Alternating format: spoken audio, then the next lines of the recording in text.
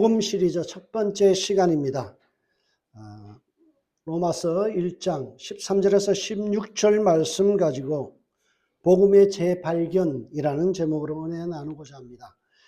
여러분, 재발견이라는 이 단어는 어떤 의미가 있는가 하면 이미 존재하거나 알려져 있는 것을 새로운 관점에서 다시 찾아내거나 본래의 가치를 되찾아내는 것을 재발견이라고 이야기합니다. 여러분, 이 재발견이라는 이 단어에 가장 합당하고 적절한 사람은 바로 빈센트 반 고흐라는 인물입니다. 그는 화가로서 지금은 굉장히 알려져 있지만 그가 직접 화가 생활을 할 때는 단 한 점밖에 그림을 팔지 못했던 아주 알려지지 않은 무명이었습니다. 사람에게 주목받지 못했고 인정받지 못했습니다. 사람들은 그의 그림을 보면서 너무 평범하다 그렇게 생각했어요. 오늘 여기에 있는 그림, 사이프러스 나무가 있는 과순이라는 이 그림을 보면요, 마치 초등학생 정도, 6학년 정도나 한 중학생들이 그렸을 법한 그런 그림 정도로 보여지죠. 그래서 사람들이 별로 관심이 없었어요. 그런데 그가 죽고 나서 그 동생의 아내였던 요한나 불허라는 그 여자가 그가 남긴 유화 800점과 그리고 드로잉, 그림을 그리기 위해서 밑그림을 걸렸던 1300점의 그림을 다 수집하고 그것을 보관했어요. 그리고 고흐가 죽은 이후에 사람들이 이 사람의 가치를 재평가하기 시작했습니다. 오늘 여러분 여기에 있는 사이프러스 나무가 있는 과수원, 이 그림의 가격이 얼마나 될까요? 여러분 한번 대충 여러분은 머릿속으로 생각해 보세요. 빈센트 반 고흐의 이 그림이요, 무려 1억 달러, 1600억입니다. 1600억. 두 번째, 여러분들 제가 자주 보이는 별이 빛나는 밤, 7천억 달러. 그러면 우리 돈으로 1000억이에요. 1000억. 7천만 불. 그러니까 1000억에서 가장 싼 게 몇백억에서 비싼 거는 1600억까지 가요. 사람들은 당대에 저 그림 한 두 점만 수집했다가 자녀들에게 물려줬으면 대박 난 거예요. 혹시 여러분들 부모가 어디 물려준 재산 중에서 그 작품이 있는지 잘 보시기 바랍니다. 평생 대대로 먹고 살 만큼 굉장히 대단한 가치를 가지고 있습니다. 여러분, 높은 가치를 발견하는, 재발견하는 눈이 필요하죠. 마르셀 프루스트라는 사람이 있습니다. 프랑스의 소설가인데요. 그가 이런 말을 합니다. 진정한 발견의 여행은요, 새로운 풍경을 찾는 것이 아니라 새로운 눈을 갖는 것이다. 새로운 눈, 관점이 좋아져야, 눈이 좋아야 뭐라고요? 인생을 새롭게 볼 수 있고요. 어떤 자리에 가서도 좋은 풍경만 보는 게 아니라 새로운 관점에서 봐야 그것을 정말 깊이 의미할 수 있죠. 여러분, 신앙생활도 신앙의 재발견이 필요합니다. 특별히 우리가 가지고 있는 귀한 자산 중에서 너무나 잃어버리고 있는 게 있는데, 너무나 저평가되고 있는데, 그게 뭔가 하면 바로 복음이라는 것입니다. 복음의 재발견. 복음을 다시 듣고 음미할 줄 알아야 돼요. 이 말씀을 드리면 많은 사람들이 이렇게 이야기합니다. 나와 상관없는 이야기 아닙니까? 나는 수없이 태어나서 지금까지 복음을 들었습니다. 복음은 전도할 때나 사용하는 거 아닌가요? 불신자에게나 복음이 필요하지 왜 교회 안에 있는 우리에게 복음이 필요합니까? 나는 이미 복음을 많이 들었고 교회 오래 출석했고 직분도 받았는데 왜 생뚱맞게 이런 복음을 다시 들으라고 합니까? 라고 이야기하죠. 시간 낭비라고 이야기합니다. 그러나 복음은 교회 안에 있는 모든 사람들에게, 그리고 목사와 모든 성도들 직분자들에게 다시 선포되어야 될 내용입니다. 오늘 본문은 이렇게 이야기합니다. 공동번역으로 보면요, 복음은 먼저 유대인들에게나 또 이방인들에게까지 믿는 사람이면 누구에게나 구원을 가져다 주는 하나님의 능력입니다. 여러분, 복음은 하나님의 능력이에요. 어떤 능력이에요? 우리의 삶에 구원을 주시는 하나님의 능력이에요. 여러분의 삶의 여러 가지 문제들 뿐만이 아니라 우리의 영혼의 문제까지도 해결해 주는, 구원해 주신 하나님의 능력이 뭐라고요? 복음이라는 거예요. 그래서 교회는 항상 복음이 선포되어져야 되고 설명되어져야 됩니다. 저는 앞으로 2달 동안 복음에 대한 내용을 설교할 것입니다. 이미 알고 있는 내용들도 많이 있을 거예요. 내가 미처 발견하지 못했던 진리의 말씀들도 있다라는 사실이에요. 여러분, 폴 워셔라는 목사님이 계세요. 미국의 현대 선지자라고 불리는 폴 워셔 목사님이 복음이란 책에서 이렇게 이야기합니다. 그리스도인들에서 가장 큰 죄가 무엇인지 아느냐? 뭘까요? 그것은 복음을 소홀히 여기는 죄다. 우리를 구원하는 능력이 되는 이 복음을 경솔히 여기는 것, 이것서 매우 부적절하다라는 거예요. 마틴 로이드 존스라는 20세기의 최고의 걸출한 목사님께서 그래서 이렇게 합니다. 설교의 모든 중심에는 항상 복음이 있어야 된다. 복음이 있어야 된다. 왜냐하면 대부분의 그리스도인들은요, 복음을 잘못 이해하고 있거나 복음에 대해서 결핍된 이해를 갖고 있기 때문에 그래요. 여러분, 복음이 뭔가요?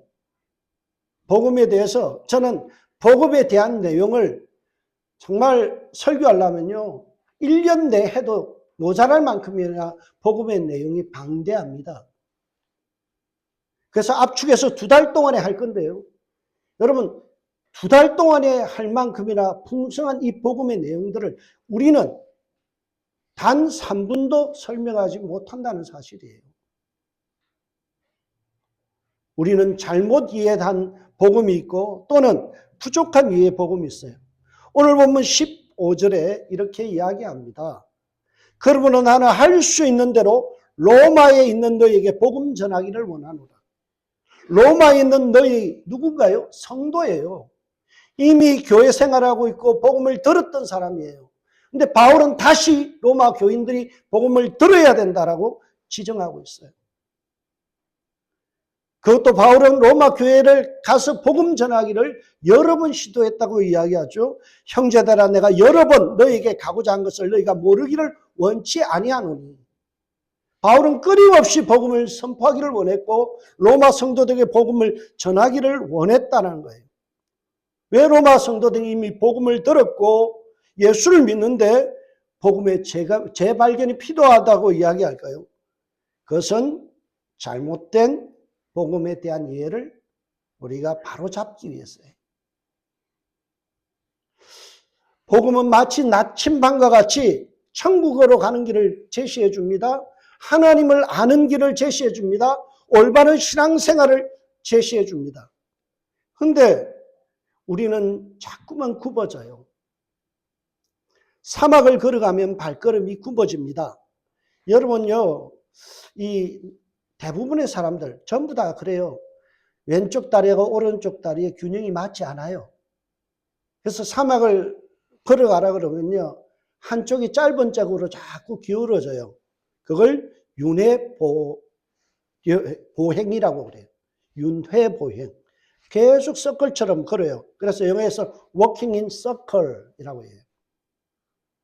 사람은 나는 똑바로 걷는다 생각하지만, 나는 바르다고 생각하지만, 정작 사람들은 휘어져 있는 마음이에요. 굽어져 있다라는 거예요. 내 판단에 굽어져 있고 내 생각에 굽어져 있고 내가 받아온 교육에 굽어져 있어요. 우리가 세상에 발을 붙이고 살다 보니까 새 속에 물들어서 새 속에 당기는 대로 우리는 끌려가요. 그래서 복음이 희석되는 거예요. 우리 장로님 늘 그러죠. 복음에는 물을 타서는 안 됩니다. 희석시켜서는 안 된다는 거예요. 찐 복음, 순 복음, 오직 복음만이 우리를 구원하기 때문에 그래요. 그래서 바울은 이야기하죠. 형제들아 내가 여러 번 너에게 가고자 했다라고 이야기하죠. 그래서 다시 복음 전하기를 원했다는 거예요. 왜 우리에게 복음이 필요한지 11절에 우리에게 말씀합니다. 내가 너희 보기를 간절히 원하는 것은 어떤 신령한 은사를 너희에게 나누어 주어 너희를 견고하게 하려 함이니. 여러분 여기에 중요한 포인트가 있는데요.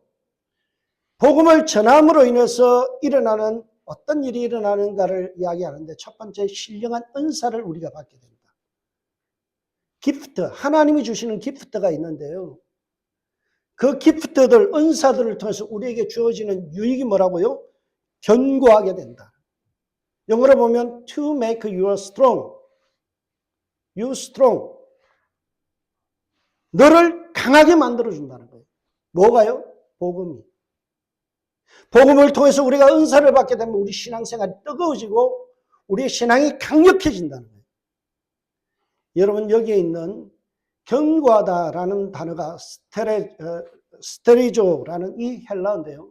확고부동하게 세운다. 또 하나는요. 흔들리지 않게 접착제로 완전히 붙여버린다. 슈퍼글루. 그 역할을 한다는 거예요. 여러분 무엇이 한 영혼을 바로 세운다고요? 복음. 예수의 복음만이 우리를 강력하게 만드는 거예요. 견고하게 만드는 거예요. 그런데 개인뿐만이 아니라 교회가 견고해지고 강력해지는 비결은 바로 복음밖에 없다는 거예요.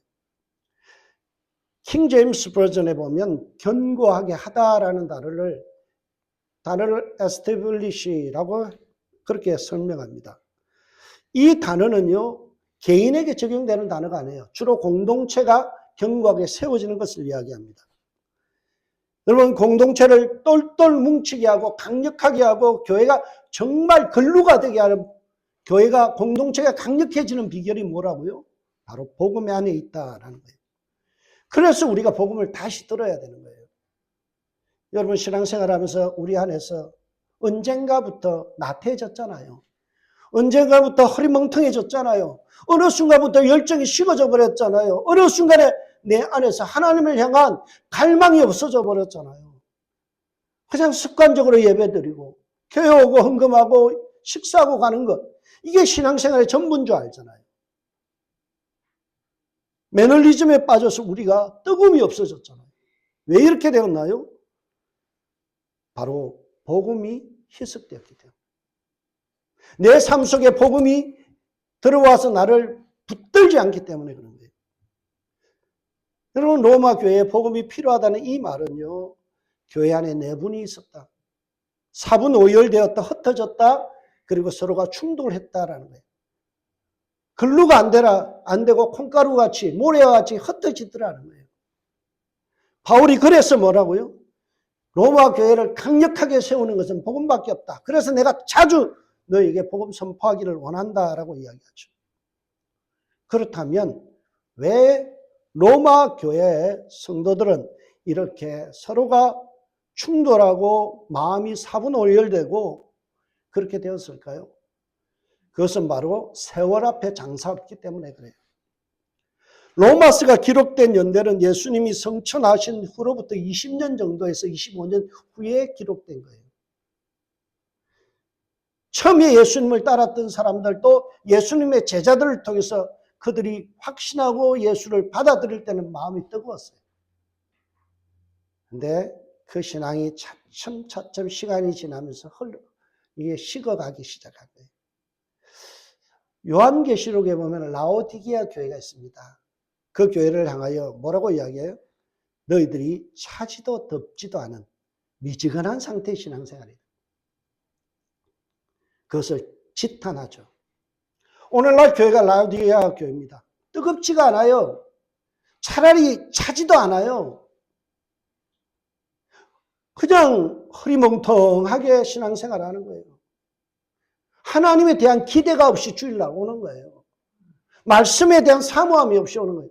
내가 정말 주의 말씀을 사모하고 헐떡였나이다라는 이 시편의 고백. 이것이 없이 오는 거예요. 그래서 마이클 호턴이라는 사람이 세상에 포로된 교회라는 책을 통해 우리에게 지적합니다. 웨스트민스터 신학교의 교수인 이분이 이렇게 이야기합니다. 세상에 포로된 교회. 세상에 포로된 교회.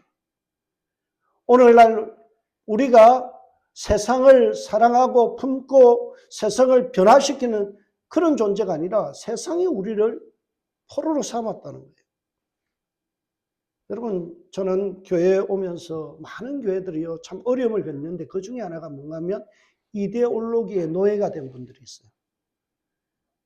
무슨 말인가 하면요, 보수와 진보로 나눠졌어요. 목사가 보수적인 이야기하면 우리 목사님은 저 수박이다 그러고 저는 완전히 꼴보수다 그래요. 진보적인 이야기를 하면 뭐예요? 보수 측에서는 저거는 완전 좌파다 그래요. 성경의 이야기를 해도 자기의 채널은 뭐예요? 보수고 진보라는 이 이데올로기가 뭐인 거예요. 여러분, 하나님의 말씀이 진리입니다. 하나님의 말씀으로 모든 걸 판단해야지 진보냐 보수냐 이게 중요한 게 아니에요. 가장 중요한 건 하나님의 말씀이에요. 서로 성도들 안에서도 나는 진보적인 생각을 갖고 있기 때문에 저 보수주의자들을 갖다 아주 싫어해요. 그래서 교회를 떠나는 분도 있어요. 여러분, 왜 교회를 떠나야 됩니까? 복음 안에서 하나 돼야죠. 오늘날 많은 사람들이 진보냐 보수냐는 이런 이데올로기를 가지고 교회를 두 쪽 내요. 서로가 미워하고 적대시합니다. 정치색을 보이면 서로 공격해요. 안타까워요. 두 번째로 마이클 호턴 교수가 이야기하는 게 오늘날 세상에 포로된 게 뭔가 하면요, 돈의 노예가 됐다는 거예요. 예수님이 교회의 주인이고 하나님이 교회의 주인이셔야 되는데 오늘날 사람이 주인이 되고 목사가 주인 되고 그 다음에 장로가 주인 되고 돈이 주인 되더라는 거예요. 여러분, 이거 안 깨면 우리는 영원히 세상에 포로된 교회예요. 이단보다 더 무서운 게 목사교입니다. 목사가 모든 것을 다 결정하고 끌고 나가는 것은 결코 성경적이지 않아요. 우리 모두가 만인 제사장이에요. 어린아이부터 어른에 이르기까지 이제 교회 막 들어온 사람이나 30년 동안 이상을 교회를 지킨 사람이나 하나님 보시기에 똑같은 한 영혼이에요. 사람이 주인이 되면 안 돼요. 하나님이 주인이 돼야 돼요. 돈이 주인이 되면 안 돼요. 돈 많이 헌금하는 사람이 큰 소리 치는 교회가 아니에요. 여러분, 하나님은요, 우주 만물이 다 하나님 것이래요. 근데 돈 몇 푼 가지고 자기가 있으면 얼마나 있어요? 여러분, 아까 봤던 그 그림 한 점값이나도 갖고 계세요? 1억 달러 정도 갖고 계세요? 돈을 가지고 있으면 1조 원 이상은 가져야죠. 그래야 큰 소리 치지. 뭐는 돈 몇 푼도 없으면서 교회 와서 돈 가지고 주인 행사하는 이것이 세상에 포로된 교회. 여러분, 로마 교회도 이런 타락한 교회였어요. 복음의 색깔이 옅어지기 시작했어요. 가짜 복음이 판치기 시작했어요. 복음이 실종되어 버렸어요. 로마 교회뿐만이 아니라 오늘날 교회들도 마찬가지요. 갈라디아서 1장 6절에서 8절, 고린도후서 11장 4절에 보면 성경에 이런 표현이 나오죠. 다른 복음을 쫓는 사람이 참 많다. 가짜 복음에 오염된 성도가 너무 많다. 로마 교회는 이 가짜 복음에 현혹된 거예요. 왜 그렇게 됐을까요? 역사적인 맥락이 있습니다. 로마 교회 구성원들이 대부분 유대인 출신들이에요. 이 말은 로마에까지 끌려온 노예들이라는 거예요. 이들이 폼페이오 장군에 의해서 로마가 예루살렘이 정립당한 후에 대규모로 그들을 끌고 로마로 왔어요. 노예 생활을 합니다. 근데 시간이 지나면서 그들이 투잡, 쓰리잡 뛰면서 돈을 벌기 시작했어요. 그래서 뭘 했느냐면 자기 노예 신분을 돈을 지불하고 그리고 나서 노예에서 풀려나는 거예요. 면천이 된 거예요. 그리고 돈이 있는 사람들이 이제 돈을 사서 돈을 이용해서 뭘 했는 건 로마 시민권을 샀어요. 로마 사회에서 돈이면 모든 것이 다 되는 거예요. 자기의 신분이 노예였지만은 이제 면천이 되어지는 것도 돈 때문에 할 수 있는 거예요. 시민권을 받을 수 있는 것도 다 돈 때문에 되더라는 거예요. 돈이 권력이고 시민권이고 세상의 주인이었어요. 이러다 보니까 교회도 돈의 권력 앞에 무릎 꿇기 시작한 거예요. 말씀이 중심이 되고 예수가 중심이 되고 복음이 중심점에 있어야 될, 구심점에 있어야 될 교회가 돈과 권력 앞에 무릎을 꿇었다는 거예요. 여기에다 이 로마라는 나라는요, 그리스라는 나라를 기본으로 하고 만들어진 나라예요. 문화는 다 그리스를 정복한 나라이기 때문에 그리스 문화예요. 여러분, 그리스 하면 뭐가 생각나요? 신화가 생각나잖아요. 신화. 그렇죠? 그래서 그리스 신화라는 말은요, 5만 가지 신이 다 있는 거예요. 여러 가지 신이 다 있는 거예요. 건묵자흑이라고 사람들이 자꾸 이상한 신에 자꾸 이렇게 접촉되다 보니까 그게 물들기 시작하는 거예요. 혼합주의가 시작되어져요. 기독교인들도 우상숭배에 빠져요. 자기들은 이것이 우상이라고 생각 안 해요. 그런데 그 머릿속에는 뭐가 있는가 하면 우상, 타 종교의 마음이 그대로 들어가 있는 거예요. 혼합주의에 빠지죠. 제가 늘 이야기하잖아요. 불교에 오래 심취했던 사람의 교회 와서 담임 목사 어디 있어요? 누구세요? 라고 묻는 게 아니라 주지 목사님 어디 있어요? 묻는다. 여러분, 사람들이 자기가 갖고 있는 이 종교성들이 결국 다른 사람들에게도 전달되는 거예요. 자꾸 안 믿는 사람들하고 대화하다 보면 안 믿는 사람들의 세계관에 빠지고 그들이 하는 용어들을, 그들이 하는 이야기에 빠져요.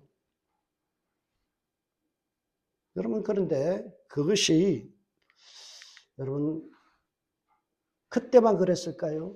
오늘날도 마찬가지예요. 오늘날도 로마 교회와 흡사합니다. 2026년 한국교회 트렌드라는 책이 있습니다. 이 책에 보면 억장이 무너지는 이야기가 나옵니다. 여러분, 한국에 무당 유튜브 채널이 몇 개인가 하면 1364개예요.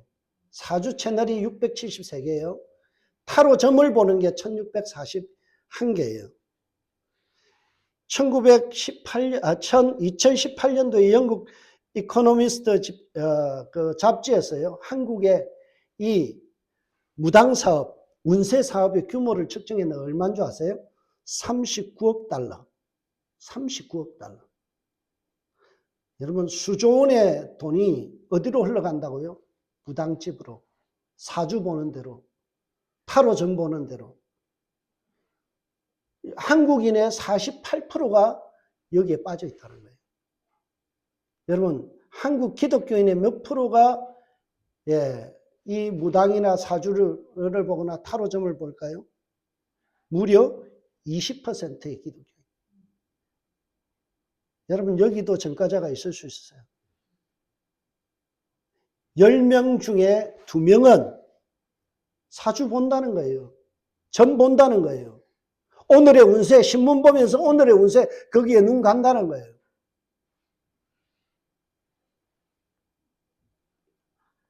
기독교인 2,000명을 대상으로 조사를 했어요. 굿을 해도 된다, 17%. 부적을 사용해도 좋다, 24%. 고사를 지내도 된다, 35%. 점을 보거나 운세 사주를 보고 이사 가는 나를 택이라는 것이 좋다, 50%. 불신자가 하는 게 아니에요. 2026년, 2025년도에 갤럽 조사한 거예요. 기독교인 2,000명을 대상으로. 점 보고 운수 보고 사주 보고 택일을 하는 사람이 50%예요. 굿판에 끼어 있는 사람이 10명 중에 1.7명이에요.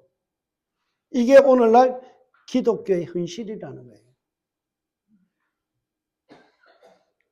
여러분, 마틴 루터가 이런 말을, 인간의 본성이란 에덴 동산 이해로 언제나 어떤 형태인가에 이교주의로 돌아가려는 성향을 가졌다. 여러분, 우리 속에 뭐가 있다고요? 하나님을 위해 다른 것을 섬기고자 하는 이교주의에 빠지고 혼합주의에 빠지고 하는 성향이 우리 속에 있다는 거예요. 그거 끊어내지 않으면 혼합주의에 빠지고 다른 가짜 복음에 빠지는 거예요. 존 칼빈이 이렇게 이야기합니다. 인간의 상상력은 우상을 양산해내는 공장이다. 눈만 뜨면 하나님 위에 다른 것을 쫓아가요. 돈. 내 건강. 여러분, 여러분의 건강을 위해서는 하루에 1시간, 2시간 운동을 해요. 근데 하나님 말씀 붙들고 1시간, 2시간 하세요? 제가 10분만이라도 하나님 말씀 붙들고 있으라고 그러잖아요. 그럼 성경 일독한다고요. 1, 2, 3 기도해. 하루에 2분, 3번 기도하자. 6분만 기도해도 돼요. 그렇게 기도하는 사람들이 절반이 넘어요. 자고 깨면 우리의 마음속에 뭘 먹을까? 뭘 입을까? 자식 생각. 이거밖에 없어요. 하나님에 대한 생각을 우리 머릿속에 씌우고 살아갈 때 너무 많아요. 가짜 신앙생활이에요. 가짜 복음이에요. 여러분, 그러면 가짜 복음이 무엇일까? 4가지로 구분할 수 있습니다. 4가지로. 첫 번째 잘못된 가짜 복음은 율법주의 신앙이에요. 율법주의 신앙. 로마서 10장 1절에서 3절에 잘 나와 있는데요. 그들은 율법을 지킴으로 구원받는 줄 알고 율법을 지켜야만 자기가 신앙생활 잘하는 줄 알아요. 열심히 교회 생활합니다. 종교적인 의무를 다합니다. 왜 그걸 할까요? 내가 율법을 지키기 때문에 남들보다 위에 있다는 거예요. 내가 어렵다는 거예요. 그래서 율법을 지켰던 바리새인들이 교만하잖아요. 오늘날 신바리새인들이 있어요. 내가 열심히 기도합니다. 새벽 기도합니다. 헌금 생활합니다. 봉사합니다. 그러고 나서 마음속에 뭐예요? 나는 너희들보다 높아. 우월해. 율법을 자꾸 이야기해요. 은혜로 살아가는 우리가 은혜를 내세우지 않냐고 자꾸 행위를 중요시 여겨요. 나는 남들보다 뛰어나다는 거예요. 누구 같은 사람이에요? 누가복음 15장에 나오는 마치 큰아들 같은 사람이에요. 큰아들은 뭘 했어요? 아버지를 위해서 하루 종일 일하잖아요. 근데 아버지에 대해서 나중에는 섭섭해하죠. 왜? 자기가 노력한 만큼 하나님께서 갚아주지 않는, 아버지가 안 갚아준다고. 아버지께서 뭐라고요? 내 것이 다 네 것이다. 이미 너 건데 왜 오늘도 그렇게 뼈 빠지게 일하려고 그러냐? 왜 칭찬에 목말라 하느냐? 왜 인정에 목말라 하느냐는 거예요. 율법주의 신앙은요, 자기 칭찬 안 해주고 자기 인정해주고 삐져요. 내가 지금 일하는 건 다 주의 은혜입니다. 건강 주셨고 시간 주셨고 은사 주셨으니 무익한 종이 이렇게 할 뿐입니다. 라는 이 마음이 있어야 되는데 내가 실컷 해놔놓고요. 꼴보기 싫고 그냥 사람들 미워하고 하나님께서 나에게 더 큰 복을 안 주면 어때요? 삐지는 거예요. 인정 못 받고 칭찬 못 받으면 삐져서 일 안 하려고 그래요. 그 가짜 복음에 오염된 거예요. 그래서 모든 사람들에게 율법주의는 나같이 되라는 거예요. 나 정도만 하라는 거예요. 나보다 안 하는 사람 보면 막 신경질 나요. 나는 열심히 봉사하는데 저기 앉아서 커피 먹는 사람 보면 막 화가 나요. 왜 저런 사람, 저 사람은 왜 저러고 있어? 그러고 막 화를 내요. 화를 내는 동기가 뭐예요? 내가 어렵다는 거예요. 저 사람은 어렵지 않다는 거예요.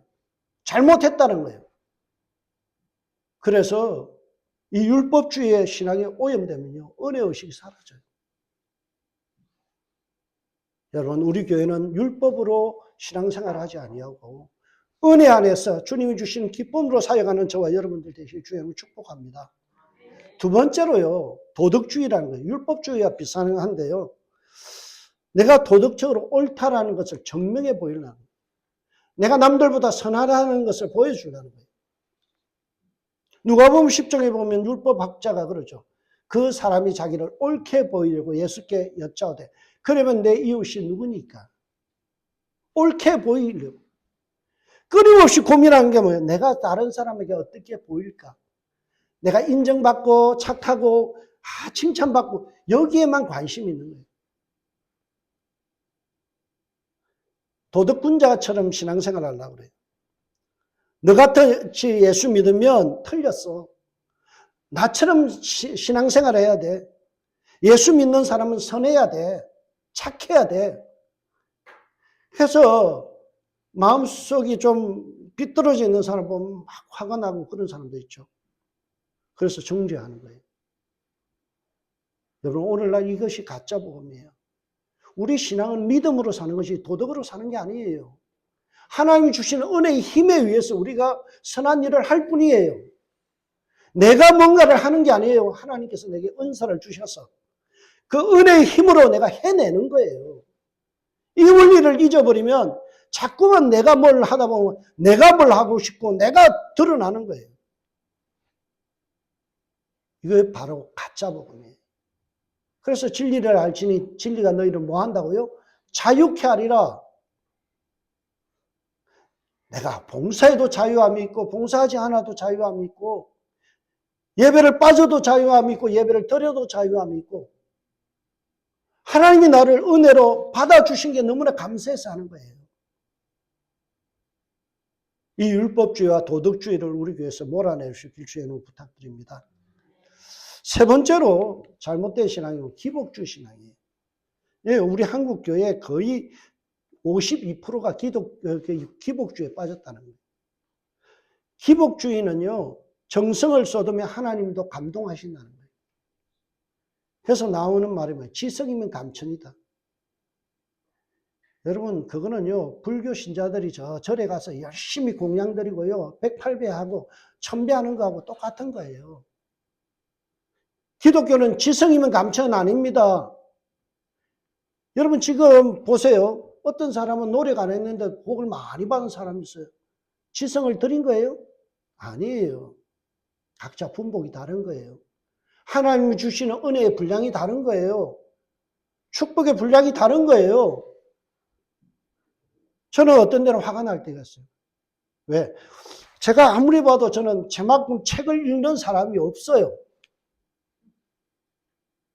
자나깨나 책만 보고 있는데요. 근데 제가 목회하는 숫자를 보면 작잖아요. 많지 않아요. 근데 책도 아니고 대충 하는데 보면 큰 단위 목회하는 분이 있어요. 제 동기 중에. 몇 천만 목회를 해요. 설교를 들어보면 별로 아니에요. 근데 하나님 써서요. 분복인 거예요. 실력대로 되는 게 아니에요. 은혜대로 되는 거예요. 그러니까 그걸 깨닫고 나니까 그 사람이 축복이 되는 거예요. 그래, 하나님이 쓰시는 사람이야. 내가 볼 때는 나보다 노력 안 하고 탱자탱자 노는데도 저렇게 하나님께서 쓰시는 거 보면 하나님께서 각별한 은혜를 주시는 사람이야. 은혜 분량이 달라요. 기복주의 아닙니다. 기독교는 은혜주의예요. 여러분, 하나님을 마치 뭔가 하나를 넣어서 30배, 60배, 100배로 뽑아내는 자동 판매기로 생각하지 마세요. 내 꿈과 욕심을 하나님을 이용해서 뭔가를 이루려고 하는 그 신앙, 그건 잘못된 거예요. 흔히 기복주의들이 좋아하는 게 사무엘하 7장 29절이죠. 주의 종의 집이 영원히 복을 받게 하옵소서. 여러분, 복은 하나님 소관이에요. 만복의 그는 하나님. 복을 주시는 분은 하나님의 그 분의 재량권이에요. 주권이에요. 내가 열심히 한다고 복을 받는 게 아니에요. 하나님 은혜대로 주시는데 그걸 우리가 어떻게 할 수 없죠. 오늘날 많은 사람들이 이 인본주의 신앙에 빠져 있습니다. 그래서 교회 와서 뭐 자랑해요? 복 받은 거 자랑하잖아요. 내 아들이 어느 대학을 가고 직장이 어떻게 되고 뭐 돈을 얼마나 벌었고. 그거 다 기복주예요. 여러분, 그거 자랑할 거 아니에요. 예수 자랑하는 데가 교회예요. 하나님만 높이는 데가 교회예요.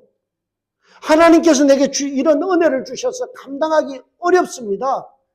웬 은혜인지 웬 축복인지 나에게 이런 물질을 주시고 자녀를 주시고 내게 넘치는 가분한 은혜를 주셔서 이런 복을 주셨으니 하나님께 돌려드립니다.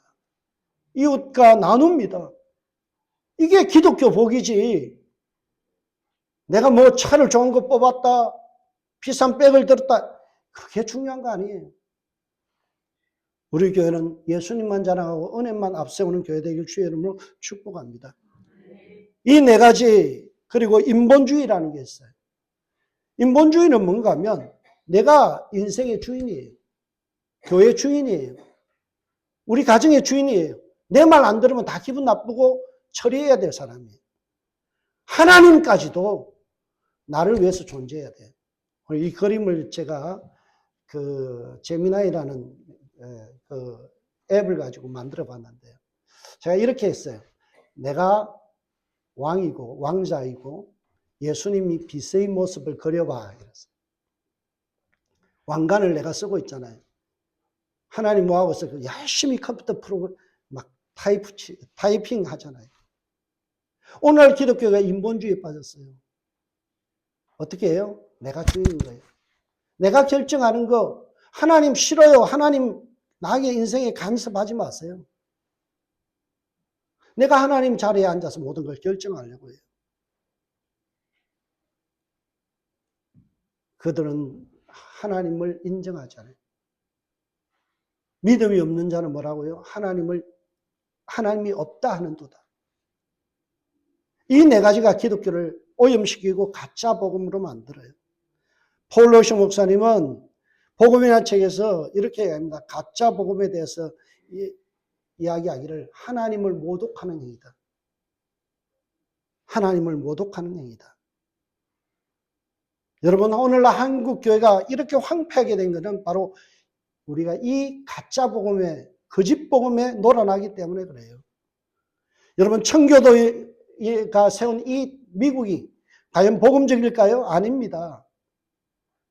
벤자민 프랭클린이라든지 토마스 제퍼슨, 존 아담스 같은 그분이 기독교에 탈을 썼지만 실질적으로는 복음적이지 않아요. 토마스 제퍼슨이라는, 여러분 그 제퍼슨 기념관 많이 가잖아요. 그분이 뭐라고 얘기해요? 종교는, 기독교는 도덕 체계로만 남아있는 한에서만 유용하다. 하나님이라는 분은 도덕을 깎아내리고 피해를 주는 신이라 불완전할 뿐 아니라 종종 건전한 이성의 지시와 조화를 이룰 수 없다. 무슨 이야기예요? 내 생각에 하나님이 틀렸다는 거예요. 그래서 기독교 성경은 그냥 도덕, 우리의 윤리를 위해서만 존재해야지 뭐 신앙 이야기하고 하나님 이야기하냐. 하나님 이야기하는 것은 이성적이지 않아. 누가 그래요? 토마스 제퍼슨이, 대통령이 이런 소리 했어요. 유사복음이고요. 유사기독교예요. 마이클 호튼이라는 분이 그리스도 없는 기독교에서 이야기를 합니다. 오늘날 현대 기독교는 그리스도 없는 기독교다. 참 적절한 표지죠. 예일대학교 신학부에 있는 조지 린드백이라는 분이 그런 말을 했어요. 오늘날 교회를 망치는 것은 이 자유주의가 아니라 보수주의자라고 자칭하는 사람들이 성경을 말아먹고 있다. 교회 안에 누가 많다고요? 네, 늑대들이 많다. 칼빈이 이야기예요. 칼빈은 교회가 항상 택함받은 성도와 택함받지 못한 사람들이 혼합된 무리로 살아가는데, 그래서 그 안에는 혼합주의가 생긴다는 거예요. 우리의 최대 관심사는 뭐가 돼야 돼요? 순수한 복음, 영적 순결이 필요해요. 그러나 오늘날 교회는요, 이 복음을 그렇게 앞세우지 않습니다. 여러분, 로버트 슐러라는 크리스탈 처치 뭐 이런 분들 참 유명하잖아요. 한국에서 선풍적인 인기를 얻었죠. 긍정적인 신앙 뭐 이러면서. 그건 무슨 말이에요? 죄는 자긍심에 결여 있다. 죄가 자긍심에 결여인가요? 하나님과의 관계가 떨어진 것, 분리된 게 죄지. 지옥은 자존심을 상실하기 때문에 지워버려야 된다. 성경에서 지옥 빼라는 거예요. 누가 한 말이에요? 목사가 한 말이에요. 로버트 슐러라는 미국에서 가장 컸던 목사, 가장 유명했던 목사가 이런 소리 하고 있어요. 그런데 이 놀랍게도요, 미국인들의 77%가 여기에 동의한다고 나왔어요. 껍데기만 신앙인이에요. 왜 그렇게 됐나요? 복음을 재발견하지 못했어요. 순수한 복음이 무엇인지를 몰라서. 그래서 문제가 된 거예요. 그러므로 우리 은샘교회가 강력해지고 새로워지기 위해서는 이제부터 복음을 다시 들어야 돼요. 순수한 복음이 무엇인지 깨달아야 돼요. 다음 주와 그 다음 주는 복음이란 무엇인가 1, 2를 할 거예요. 그리고 복음이 주는 혜택들, 은사들이 또 그 다음으로 이어집니다. 여러분, 복음만이 우리를 강력하게 만드는 줄 믿으시길 주의 이름으로 축복합니다. 오늘 본문은 이야기합니다. 내가 복음을 부끄러워하지 않으니 자랑하노니 이 복음은 모든 믿는 자에게 구원을 주시는 하나님의 능력이 된다. 먼저는 유대인에게요, 또한 헬라인에게는. 유대인과 헬라인이라는 이 말은요, 전체예요, 전체. 모든 인종은 뭐라고요? 복음 때문에 하나님의 능력을 경험하게 됩니다. 여러분, 오늘 이 능력이란 이 말이요, 두나미스라고 되어 있어요. 우리가 아는 다이너마이트의 어원이 되죠. 성경에 보면 여러 가지 이 능력에 대한 단어가 나오는데 테라스부터 시작해서 두나미스, 여러 가지 단어가 나오는데 그 중에 가장 강력한 힘이 두나미스입니다. 우리가 경험할 수 있는 최대치가 뭐라고요? 강력한 힘이 바로 복음 안에 있다. 복음만이 교회를 살리는 능력인 줄 믿으시길 주의 축복합니다. 복음으로 여러분이 무장되어야 돼요. 복음을 다시 듣고 우리의 마음이 뛰어야 돼요. 하나님의 은혜 안에서 새로워지는 이 신앙을 갖기 위해서는 우리 복음을 자랑하고 복음을 전파하는 교회 되기를 주의 이름으로 축복합니다. 그것이 교회를 새롭게 하고 부흥케 하고 배가 성장을 이루는 지름길이에요. 우리가 복 받는 것, 우리가 은혜 받는 것, 우리의 신앙생활에 활력을 얻는 유일한 길은 뭐냐면 바로 복음의 재발견에 있는 줄 믿습니다. 은샘교가 2026년 복음을 새롭게 듣고 정립하고 내 생활 속에서 적용함으로 인해서 복음적인 신앙생활, 복음의 사람 되기를 주의 이름으로 축복합니다. 기도하겠습니다. 하나님 참 감사합니다. 주의 은혜로 시작하는 2026년 복음으로 약동하는 교회 되게 하여 주옵소서. 복음의 능력을 체험하는 은샘교회 되게 하여 주옵소서. 복음을 통하여 새로워지게 하여 주옵소서. 복음의 능력이 살아나서 우리 교회가 견고케 되어지는 귀한 은혜를 경험하게 하여 주옵소서. 감사하고 예수님의 이름으로 기도합니다. 아멘. 우리 1월 2026년 첫 성찬 예식을 시작합시다.